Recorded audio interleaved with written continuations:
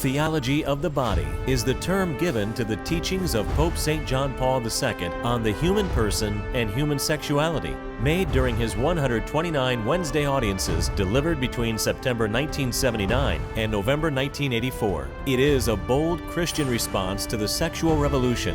It conveys the traditional truths of the faith and morals in a new, accessible, and relatable way.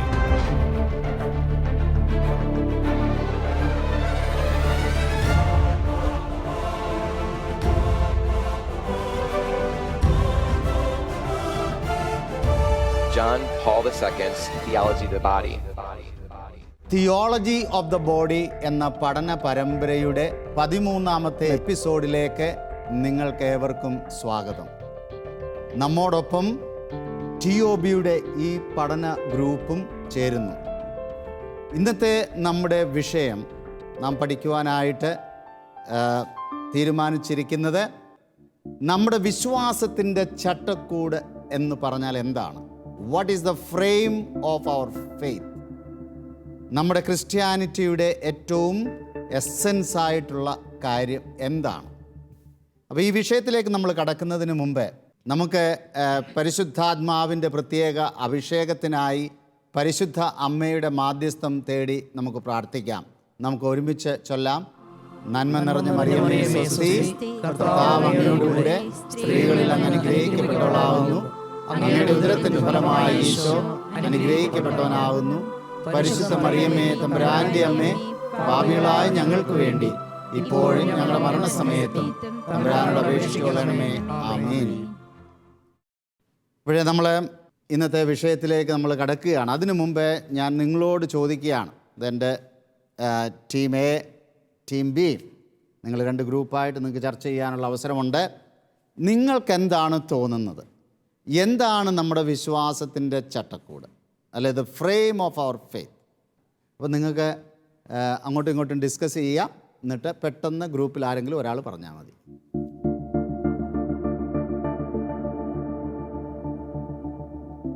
Okay, ഒന്നും കൂടെ ആലോചിക്കുക.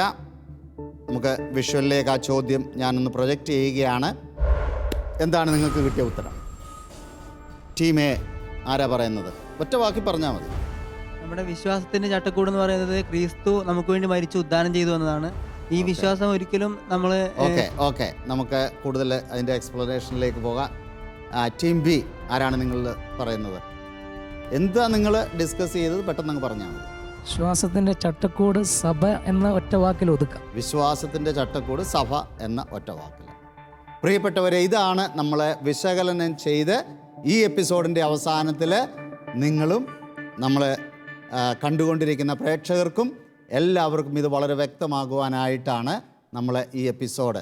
ഇതുപോലെ നമ്മുടെ കഴിഞ്ഞ എപ്പിസോഡുകളിൽ പല വിശ്വാസത്തിൻ്റെ പ്രധാനപ്പെട്ട കാര്യങ്ങൾ, നമ്മുടെ ശരീരത്തിൻ്റെ, ലൈംഗികതയുടെ, വിവാഹത്തിൻ്റെ, സെലബസിയുടെ തുടങ്ങിയ പല കാര്യങ്ങളും നമ്മൾ ഡിസ്കസ് ചെയ്തു. എനിക്കറിയാം നിങ്ങൾ മുടങ്ങാതെ ഇത് കണ്ടുകൊണ്ടിരിക്കുന്നവരാണ്. നമുക്ക് ഇത് കൂടുതൽ ഡീറ്റെയിൽ ആയിട്ട് നമുക്ക് നോക്കാം. അപ്പോൾ ഇത് പോകുന്നതിന് മുമ്പ് ഞാൻ നിങ്ങൾക്കും ഇവർക്കും ഒരു ചെറിയ എക്സർസൈസിന് ഞാൻ കൊടുക്കുക. അപ്പോൾ ഈ എക്സർസൈസ് ഞാൻ ഒരു 4 വാചകങ്ങൾ ഞാൻ വായിക്കും മലയാളത്തിൽ. നിങ്ങൾ അത് നിങ്ങൾക്ക് എന്തെങ്കിലും, നിങ്ങളത് കേട്ടുകൊണ്ട് നിങ്ങൾക്കതെന്തെങ്കിലും അത് അർത്ഥമുണ്ടാക്കിയോ ഇല്ലയോ എന്ന് മാത്രം പറഞ്ഞാൽ മതി. ആദ്യം ഞാനത് വായിക്കും, പിന്നീട് നിങ്ങൾ പ്രതികരിക്കുക. ന്യൂസ് പേപ്പർ മാഗസിനേക്കാൾ നല്ലതാണ്. സാധാരണയായി റോഡിനേക്കാൾ കടൽ തീരമാണ് നല്ലത്. ആദ്യം നടക്കുക, പിന്നീട് പതുക്കെ ഓടുക. കുട്ടികൾക്ക് പോലും അത് ചെയ്യുവാൻ സാധിക്കും. മഴയില്ലെങ്കിൽ ഏറ്റവും നല്ലത്. അപ്പോൾ ഈ ഒരു 4 സെൻറ്റൻസ് ഞാൻ നിങ്ങൾക്ക് വായിച്ച് കേൾപ്പിച്ചു. നല്ല കംപ്ലീറ്റ് ആയിട്ടുള്ള 4 സെൻറ്റൻസാണ്. പക്ഷെ നിങ്ങൾക്ക് എന്തു മനസ്സിലായി? എന്തിനെക്കുറിച്ചാണ് ഞാൻ പറയുന്നതെന്ന് വല്ലതും മനസ്സിലായോ? ടീം എ ഇല്ല, മനസ്സിലായില്ല. ആർക്കും മനസ്സിലായിട്ടില്ല. ഇനി ടീം ബി, നിങ്ങൾക്ക് എന്തെങ്കിലും മനസ്സിലായോ? മനുഷ്യൻ്റെ ആഗ്രഹത്തെക്കുറിച്ചുള്ള ഒരു തലം. ഓക്കെ, എന്തായാലും ഇനി ഞാൻ എന്തിനെക്കുറിച്ചാണ് ഞാൻ ഈ ഇത്രയും നേരം പറഞ്ഞതെന്ന് ഞാൻ പെട്ടെന്ന് അങ്ങ് പറയുക. എന്നിട്ട് ഞാൻ ഇനിയും വായിക്കുമ്പോൾ നിങ്ങൾക്ക് എന്തെങ്കിലും അതിനർത്ഥം മനസ്സിലാകുന്നുണ്ടോ എന്ന് നിങ്ങൾ എന്നോട് പറയണം. ഞാൻ നിസ്സാരമായി നമ്മൾ കാണാറുള്ള പട്ടം പറപ്പിക്കൽ, പട്ടം എന്ന് കേട്ടിട്ടുണ്ടോ? കൈറ്റ് ഉണ്ടല്ലോ, അതിനെക്കുറിച്ചാണ് ഞാൻ പറഞ്ഞത്. പട്ടം പറപ്പിക്കുന്നതിനെക്കുറിച്ചാണ് ഞാൻ പറഞ്ഞത്. പക്ഷെ നിങ്ങളോട് ഞാനത് പറഞ്ഞില്ല, അത് കാരണം നിങ്ങൾക്കൊന്നും മനസ്സിലായില്ല. അപ്പം ഇപ്പം നിങ്ങളോട് ഞാൻ പറഞ്ഞു, ഇനി ഞാൻ വായിക്കുമ്പോൾ നിങ്ങൾ പറയണം ഇത് അർത്ഥവത്താണോ ഇല്ലയോ എന്ന്. ന്യൂസ് പേപ്പറാണ് മാഗസിനേക്കാൾ നല്ലത്. സാധാരണയായി റോഡിനേക്കാൾ കടൽ തീരമാണ് നല്ലത്. ആദ്യം പെതുക്കെ നടക്കുക, പിന്നീട് ഓടുക. കുട്ടികൾക്ക് പോലും ഇത് ചെയ്യുവാൻ സാധിക്കും. മഴയില്ലെങ്കിൽ ഏറ്റവും നല്ലത്. ഇപ്പം നിങ്ങൾക്കൊരു അർത്ഥം ഉണ്ടായോ അതിന്? ഞാൻ പറഞ്ഞ വാക്കുകൾക്ക്, ആ വാചകങ്ങൾക്കെല്ലാം ഒരു മീനിങ്. ഇതാണ് ശരിക്കും ഇന്നത്തെ നമ്മുടെ ചുറ്റുപാട് സംഭവിക്കുന്നത്. ഇത് പറയാൻ വേണ്ടിയിട്ടാണ് ഞാൻ ഈ എക്സാമ്പിൾ പറഞ്ഞത്. നമ്മൾ പലപ്പോഴും പറയാറുണ്ട്, യുവജനങ്ങൾ അവർ വിശ്വാസത്തിൽ നിന്ന് അകന്നു പോകുന്നു, ആളുകൾക്ക് കുർബാനയോട് താല്പര്യമില്ല, കൂദാശകളോട് താല്പര്യമില്ല. പാശ്ചാത്യ രാജ്യങ്ങളിലൊക്കെ പള്ളികളിലെല്ലാം ആളുകൾ വളരെയധികം കുറഞ്ഞു വരുന്നു. കത്തോലിക്കർ പോലും പള്ളിയിൽ വളരെ മെക്കാനിക്കലായിട്ടാണെന്ന് പോയി വരുന്നു. അപ്പോൾ ഇതിൻ്റെയൊക്കെ പിന്നിലുള്ള കാരണം ഇതാണ്. നമുക്ക് ഇതൊന്നും ശരിക്കും മനസ്സിലാകുന്നില്ല. ഇതിനൊരു ഫ്രെയിമുണ്ട്, ഒരു ചട്ടക്കൂടുണ്ട്, അത് നമുക്ക് മനസ്സിലായിട്ടില്ല.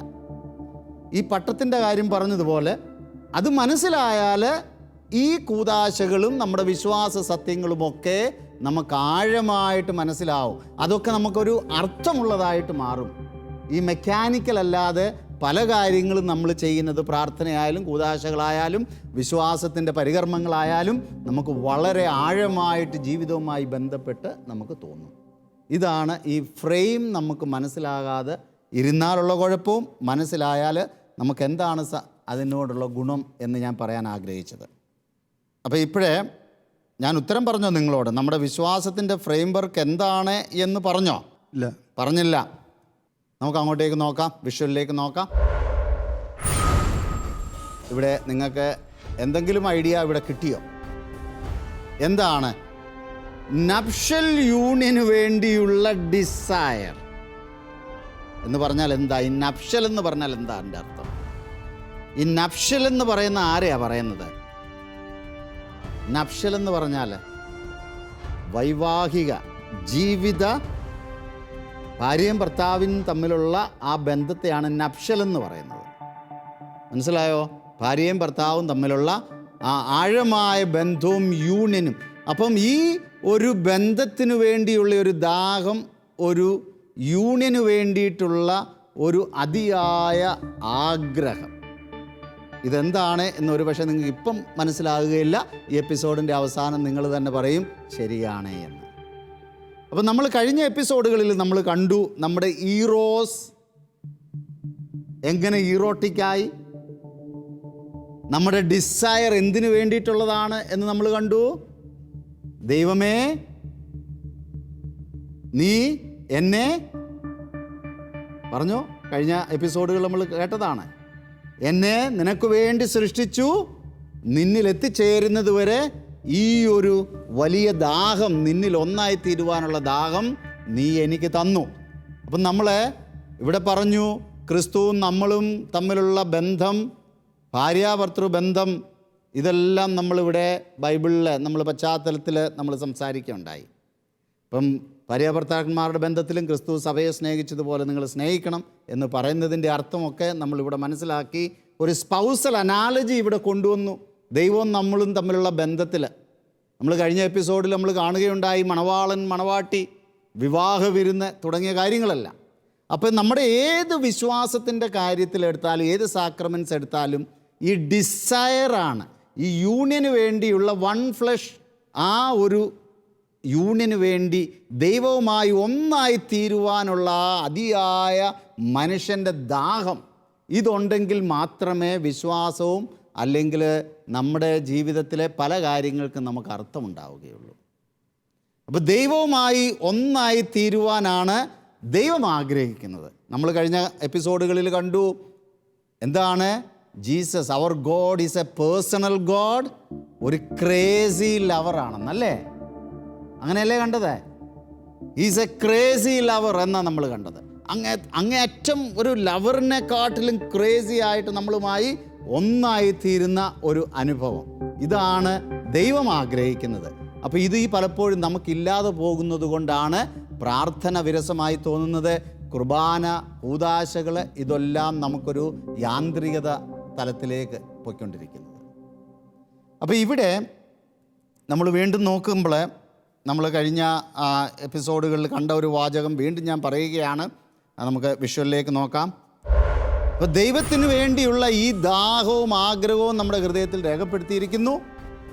അപ്പോൾ ഈ ദൈവത്തെ കണ്ടെത്തി ദൈവവുമായി നമ്മൾ ലയിച്ചു തീരുന്നത് വരെ വി വിൽ ബി റെസ്റ്റ്ലെസ്.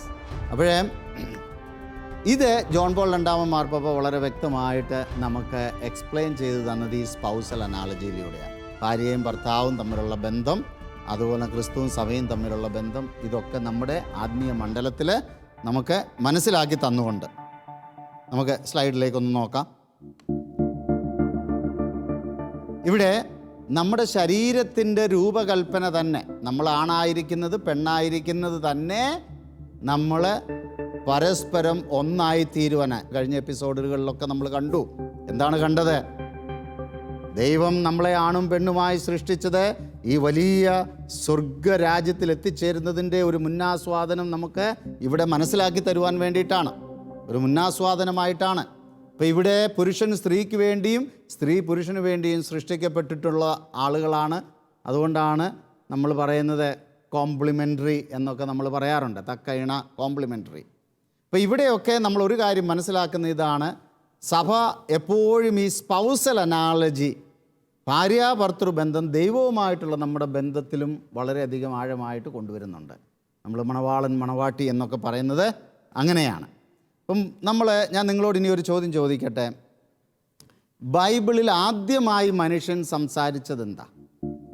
ഉൽപ്പത്തി പുസ്തകത്തിൽ നിങ്ങൾ വായിക്കുന്നുണ്ട്. ആദ്യമായി മനുഷ്യൻ സംസാരിക്കുന്നത് രേഖപ്പെടുത്തിയിരിക്കുന്നത് ബൈബിളിൽ എന്താണ്? ആർക്കെങ്കിലും പറയാമോ? ഇവൾ എൻ്റെ അസ്ഥിയുടെ അസ്ഥിയും മാംസത്തിൻ്റെ മാംസവുമാണ്. Very good. നമുക്ക് അങ്ങോട്ട് നോക്കാം. ദേ ഇവിടെ കാണുന്നു, ഉൽപ്പത്തി 2:23. അപ്പോൾ അവൻ പറഞ്ഞു, ഒടുവിൽ ഇതാ എൻ്റെ അസ്ഥിയിൽ നിന്നുള്ള അസ്ഥിയും മാംസത്തിൽ നിന്നുള്ള മാംസവും നരനിൽ നിന്ന് എടുക്കപ്പെട്ടതുകൊണ്ട് നാരി എന്ന് വിളിക്കപ്പെടും. അത്രയധികം വലിയ അപ്രിസിയേഷനും അഡ്മിറേഷനും സ്ത്രീയെ കണ്ടപ്പോൾ പുരുഷൻ, അതുവരെ മിണ്ടാതിരുന്ന പുരുഷൻ അവിടെ വളരെ എക്സൈറ്റഡ് ആയിട്ട് സംസാരിക്കുകയാണ്. അപ്പം ബൈബിളിൽ ആദ്യമായിട്ട് രേഖപ്പെടുത്തിയിരിക്കുന്ന മനുഷ്യൻ്റെ സ്വരമായത്. ഇനി നിങ്ങളോട് ഞാൻ ചോദിക്കട്ടെ, ബൈബിളിൽ അവസാനമായി മനുഷ്യൻ സംസാരിക്കുന്ന വാക്ക് എന്താ രേഖപ്പെടുത്തിയിരിക്കുന്നത്? ആർക്കെങ്കിലും പറയാം? മനുഷ്യൻ സംസാരിക്കുന്ന അവസാന വാക്ക് ഓർമ്മയില്ല. ഓക്കെ, നമുക്ക് വിഷ്വലിലേക്ക് നോക്കാം.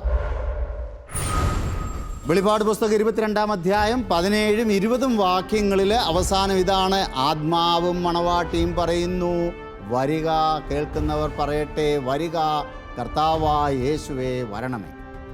അപ്പോൾ ഇത് രണ്ടും ഞാൻ പറഞ്ഞതിൻ്റെ ഒരു കാരണം, ബൈബിള് തുടങ്ങുന്നത് ബ്രൈഡ് ഗ്രൂം, മണവാളൻ മണവാട്ടിയോടുള്ള ഒന്നുചേരാനുള്ള അതിയായ ആവേശവും ആഗ്രഹവും പ്രകടിപ്പിച്ചു കൊണ്ടുള്ള സംസാരം. അതാണ് ഈ മാനവചരിത്രം തുടങ്ങുന്നത് അങ്ങനെയാണ്. എന്നാൽ മാനവചരിത്രം അവസാനിക്കുന്നത് എങ്ങനെയാണ്? അവസാനം മണവാട്ടി വളരെ ദാഹത്തോടെ മണവാളനുമായി ഒന്നുചേരുവാനുള്ള ആ വലിയ ദാഹം പ്രകടിപ്പിക്കുന്ന വാക്ക്. അപ്പോൾ ഇതാണ് നമ്മൾ മനസ്സിലാക്കേണ്ടത്. അതോടുകൂടി അവിടെ എല്ലാം കംപ്ലീറ്റായി, എല്ലാം പൂർത്തിയായി. അപ്പോൾ ഈ മണവാളനും മണവാട്ടിയും തമ്മിലുള്ള ഈ എഴുകിച്ചേരുവാനുള്ള ദാഹം നമ്മുടെ ഈ തീർത്ഥാടന യാത്രയിൽ നമുക്കുണ്ടേ എങ്കിൽ നമ്മുടെ വിശ്വാസത്തിന് കൂടുതൽ ജീവൻ വയ്ക്കും. നമുക്ക് വിഷ്വലിൽ അങ്ങോട്ട് നോക്കാം. എന്താണ്?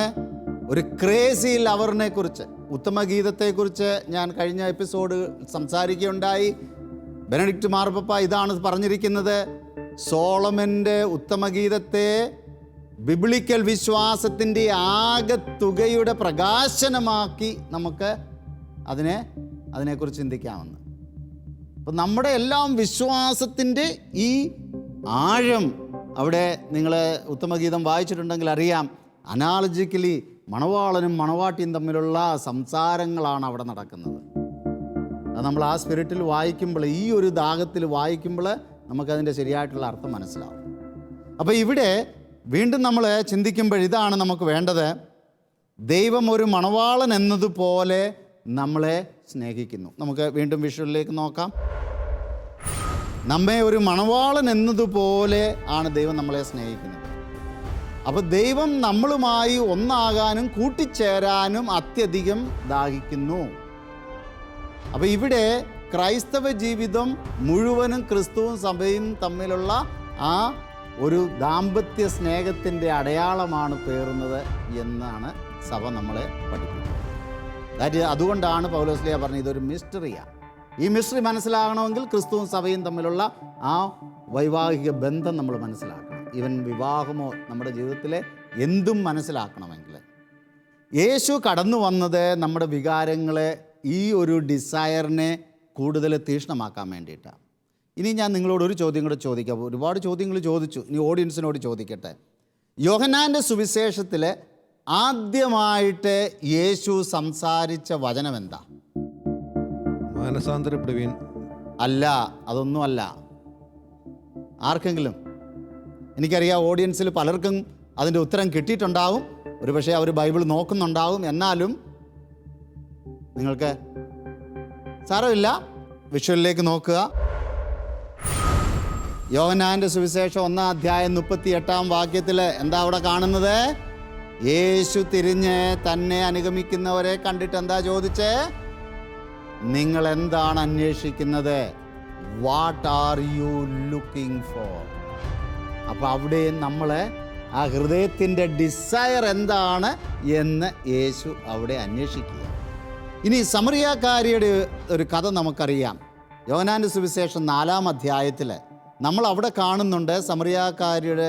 നമ്മൾ പല പ്രാവശ്യം അതിനെക്കുറിച്ച് കേട്ടിട്ടുള്ളതാണ് ആ കഥ, ഞാൻ കഥ റിപ്പീറ്റ് ചെയ്യുന്നില്ല.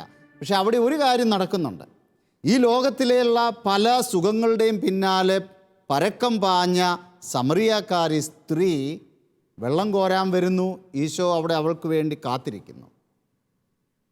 അപ്പോൾ ഈശോ അവളെ എങ്ങനെയാണ് അവൾ ഈ ലോകത്തിൻ്റെ പിന്നാലെ പോയി അവളുടെ ഡിസയറിനെ മിസ്യൂസ് ചെയ്ത, അല്ലെങ്കിൽ അത് ഡിസ്റ്റോർട്ട് ചെയ്ത ആ അവസ്ഥയെ ഇതാ ദൈവികതയിലേക്ക് ഈശോ ഉയർത്തുന്നത് വളരെ മനോഹരമാണ്. നമ്മൾ ആ സുവിശേഷ ഭാഗം വായിക്കുമ്പോൾ ശരിക്കും റിഫ്ലക്റ്റ് ചെയ്ത് നോക്കുകയാണെങ്കിൽ നമുക്കത് മനസ്സിലാവും. നമുക്ക് അല്പസമയം അത് ചിന്തിക്കാം അതിനെക്കുറിച്ച്.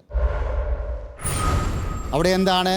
ആ സമരിയാക്കാരി അവനോട് ചോദിച്ചു, നീ ഒരു യഹൂദനായിരിക്കെ സമരിയാക്കാരിയായ എന്നോട് കുടിക്കാൻ ചോദിക്കുന്നത് എന്ത്?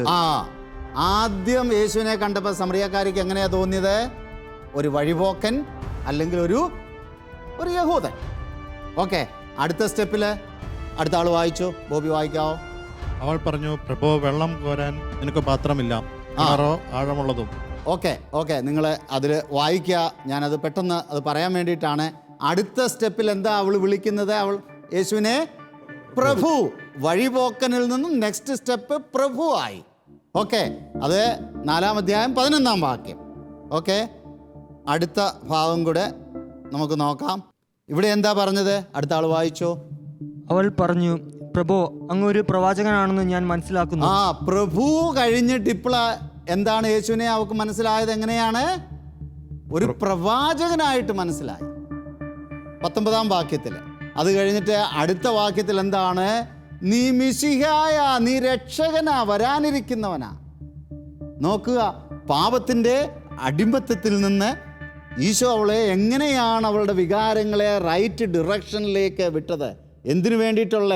ഈശോയ്ക്ക് മനസ്സിലായി, നീ ഈ പരക്കം പാഞ്ഞത് എന്തിനു വേണ്ടിയിട്ടാണോ? നീ ദൈവത്തിലെത്തുവാൻ വേണ്ടിയിട്ടാണ്. പക്ഷേ നീ ഈ ലോകത്തിൻ്റെ പല കുരുക്കു വഴികളിലും നീ പെട്ട് പാപത്തിന് അടിമപ്പെട്ടു. ഇതിനു വേണ്ടിയിട്ടാണ് ഞാൻ വന്നിരിക്കുന്നത്. നിൻ്റെ വികാരങ്ങളെ ശരിയായിട്ടുള്ള ആ ഡിസയറിനെ ശരിയായിട്ടുള്ള ഡിറക്ഷനിൽ ഞാൻ എത്തിക്കുമ്പോൾ നീ ഞാൻ ആരാണെന്ന് മനസ്സിലാകും. അങ്ങനെയാണ് രക്ഷ അനുഭവിക്കുക. അപ്പോൾ വഴിപോക്കനിൽ നിന്ന് പ്രഭുവായി, പ്രഭുവിൽ നിന്ന് പ്രവാചകനായി, പ്രവാചകനിൽ നിന്ന് നീ മിശിഹയാണ്, നീ രക്ഷകനാണ്, നീ വരാനിരിക്കുന്നവനാണെന്ന് പറഞ്ഞ് അവൾ ഇതാ ഒരു വലിയ ഇവാഞ്ചലിസ്റ്റായി മാറുകയാണ് അവിടെ. ദ ടോട്ടൽ ട്രാൻസ്ഫർമേഷൻ അവിടെ സംഭവിക്കുകയാണ്. പാപത്തിൻ്റെ കൂമ്പാരമൊന്നും അവിടെ പ്രശ്നമല്ലായിരുന്നു. അവൾ ഒരു ഇവാഞ്ചലിസ്റ്റായിട്ട് ആ നിമിഷം മാറിക്കഴിഞ്ഞു. പ്രിയപ്പെട്ടവരെ, ഇതാണ് ശരിക്കും ഇതിൻ്റെ ഈ ഡിസയർ, ദൈവവുമായി ഒന്നായി ചേരുവാനുള്ള ഈ ഡിസയർ നമ്മളിൽ വരുമ്പോൾ നമ്മളുടെ ജീവിതത്തിലെ എല്ലാ കാര്യങ്ങൾക്കും അർത്ഥമുണ്ടാകും.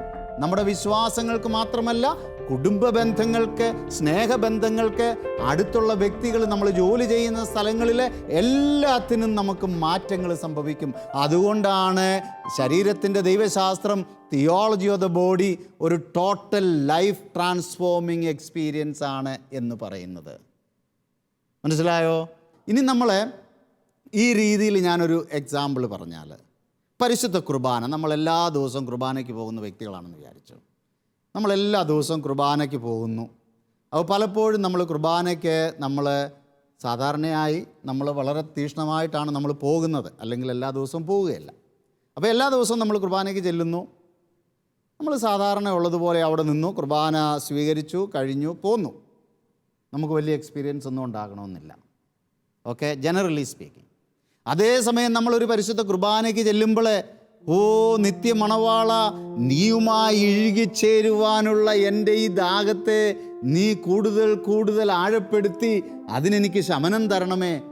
ഈ തീവ്രമായ ആഗ്രഹം കുർബാനയ്ക്ക് മുമ്പ് നമ്മുടെ മനസ്സിലുണ്ടെങ്കിൽ അതാണ് പരിശുദ്ധ കുർബാനയ്ക്കുള്ള ഏറ്റവും വലിയ ഒരുക്കം. എന്നിട്ട് ആ പരിശുദ്ധ കുർബാനയുടെ ആ കാഴ്ചയർപ്പണത്തിൻ്റെ സമയവും മറ്റുള്ള എല്ലാ സമയങ്ങളിലും നമ്മളെ തന്നെ പൂർണ്ണമായി സമർപ്പിച്ച്, പരിശുദ്ധാത്മാവെ എന്നിൽ ഈ ദാഹം നീ വർദ്ധിപ്പിക്കണമേ, ദാഹം വർദ്ധിപ്പിക്കണമേ, പ്രാർത്ഥിച്ചുകൊണ്ട് നമ്മൾ ഒരുങ്ങി അന്നത്തെ പരിശുദ്ധ കുർബാന നമ്മൾ സ്വീകരിക്കുകയാണെങ്കിൽ, പ്രിയപ്പെട്ടവരെ, ഞാൻ എൻ്റെ അനുഭവത്തിൽ നിന്ന് പറയുകയാണ്, അതൊരു പ്രത്യേകമായിട്ടുള്ള ഒരു യൂണിയൻ്റെ എക്സ്പീരിയൻസ് ആയിരിക്കും നമുക്ക്. നിങ്ങൾ പരീക്ഷിച്ച് നോക്കുമ്പോൾ നമുക്ക് മനസ്സിലാകും. ഇങ്ങനെ ഓരോ പരിശുദ്ധ കുർബാനയും നമ്മുടെ ജീവിതത്തിൽ ഓരോ പടി ഈ ഹെവൻലി മാരേജിലേക്കുള്ള വലിയ ഒരു എക്സ്പീരിയൻസ് ആയിട്ട് നമുക്ക് നമ്മുടെ ജീവിതത്തിൽ നമുക്ക് മാറാൻ സാധിക്കും. അതുപോലെ എല്ലാ കൂദാശകളും നമുക്ക് അർത്ഥമുള്ളതായി മാറും. അടുത്ത എപ്പിസോഡുകളിൽ നമ്മൾ മറ്റു കൂദാശകൾ എങ്ങനെയാണ് ഈ ഒരു ഡിസയർ വെച്ചിട്ട് നമുക്ക് എങ്ങനെ നമ്മുടെ ക്രിസ്തീയ ജീവിതം കൂടുതൽ ആഴപ്പെടുത്താൻ പറ്റും, നമ്മുടെ വിവാഹ ജീവിതം എങ്ങനെ നമുക്ക് കൂടുതൽ ദൈവത്തിന് ഇഷ്ടമുള്ള രീതിയിൽ സന്തോഷപൂർവ്വം ജീവിക്കുവാൻ സാധിക്കും തുടങ്ങിയ അനേക കാര്യങ്ങൾ അടുത്ത എപ്പിസോഡുകളിൽ നമ്മൾ സംസാരിക്കും.